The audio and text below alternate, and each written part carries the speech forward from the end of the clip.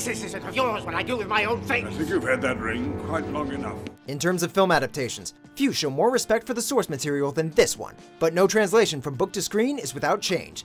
The land will be stained with the blood of Rohan! March to Helm's Deep! Welcome to WatchMojo.com, and today we'll be counting down our picks for the top 10 biggest differences between the Lord of the Rings movies and books. Before we begin, we publish new videos every day, so be sure to subscribe for more great content. For this list, we're looking at characters, scenes, and other details that have been added, cut, or changed in the movie adaptations of these famous fantasy novels. What are you waiting for? Just let it go! Number 10. The Eye of Sauron. A great eye, lidless, wreathed in flame.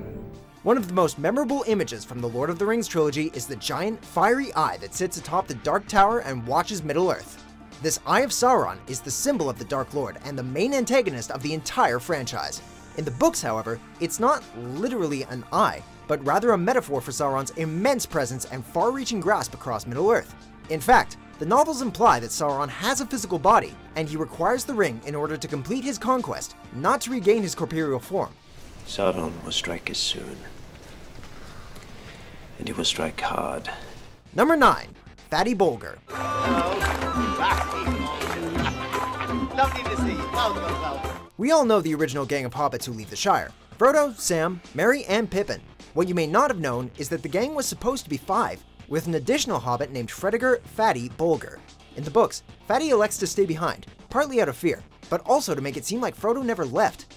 In the novels, he even helps fight against Saruman when the wizard takes over the Shire. Bolger makes only a fleeting appearance in the extended edition of the Fellowship of the Ring. Number 8. The Dúnedain. You are one of the Dúnedain. Though Aragorn is identified as a ranger in the films, we don't learn about their history, or the fact that Aragorn is part of the Dúnedain, an ancient race of men, many of whom become Rangers of the North. During the War of the Ring, the Dúnedain played an important role in protecting the North from the forces of evil. Essentially, they defend the lands of the free people from the darkness of Sauron.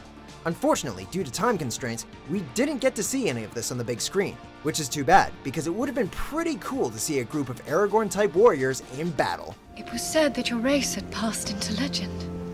There are a few of us left. Number 7. Warg Rider Ambush. One of the more memorable scenes from the second film is when a group of orcs from Isengard riding wargs take on the soldiers of Rohan, including Aragorn, Legolas, and Gimli. It's a particularly brutal scene, with wargs and horses smashing into each other, with the battle nearly killing Aragorn when he topples over a cliff into a river. However, none of this actually happens in the books. In fact, Aragorn is never forcefully separated from the group. Despite this, it's definitely one of the cooler additions to the film.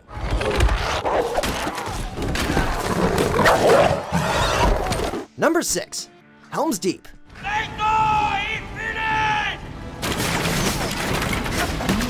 Although the Battle of Helm's Deep is one of the most iconic moments in the entire franchise, it's significantly different on screen than it is in the books.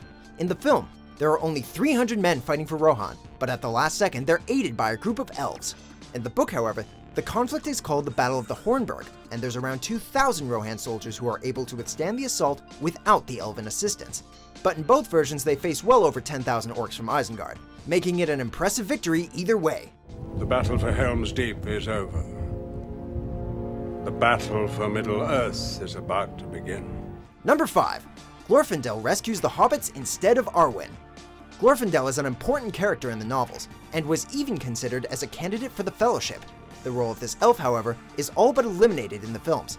Perhaps one of the most striking examples of his character's downgrade is the fact that in the novels, it's Glorfindel who rescues Frodo after he's stabbed by one of the Nazgul. In the film, however, it's Arwen who comes to the rescue, summoning the enchanted water to wash the Nazgul away and prevent them from entering Rivendell. If you want him, come and claim him. From a filmmaking standpoint, the change makes sense, as it helps to develop Arwen's character and make her more than just a love interest.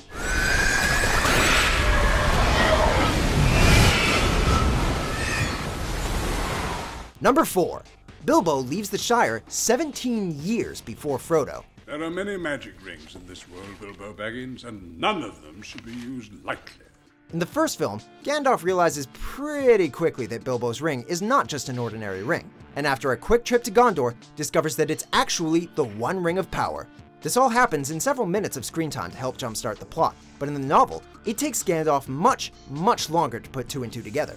In fact, Gandalf travels for 17 years in search of answers, popping into Hobbiton every now and then during that stretch of time, before discovering the truth. Then, and only then, does he send Frodo on his journey. Trust me, Frodo. You'll know what to do. Number 3. The scale of the War of the Ring. War is coming. Although the film franchise essentially covers the War of the Ring, it basically boils down to two major battles, while Frodo attempts to destroy the ring. In the novels, the scale of the war is much bigger. Massive battles are fought at Dale, Mirkwood, and Lorien, none of which are shown in the film. In fact, the war is actually divided into two different theaters, the Southern Theater and the Northern Theater. Obviously, Peter Jackson couldn't show all these battles in just 3 films, since it would take a Band of Brothers-esque miniseries to accurately portray how huge the war was. Perhaps a future project? Don't you know we're at war? Number 2. Tom Bombadil.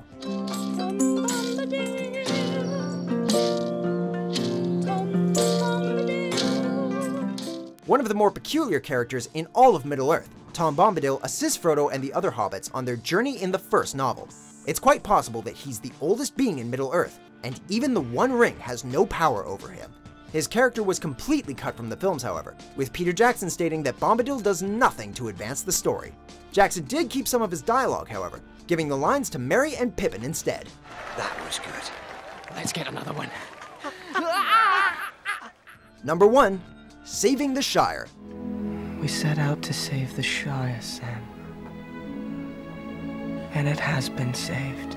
It's completely understandable why Jackson would decide to end the Return of the King with the fall of Sauron.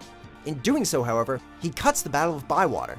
Essentially, Frodo and the hobbits return home to discover that Saruman had taken over the Shire. With the assistance of the other hobbits, they're able to defeat Saruman and his soldiers. It is here that Saruman ultimately dies, as his throat is slit by Wormtongue. In the film, we briefly see a scene that resembles this when Frodo looks into the Mirror of Galadriel, but that's all. Do you agree with our picks? Check out these other great clips from WatchMojo and subscribe for new videos every day.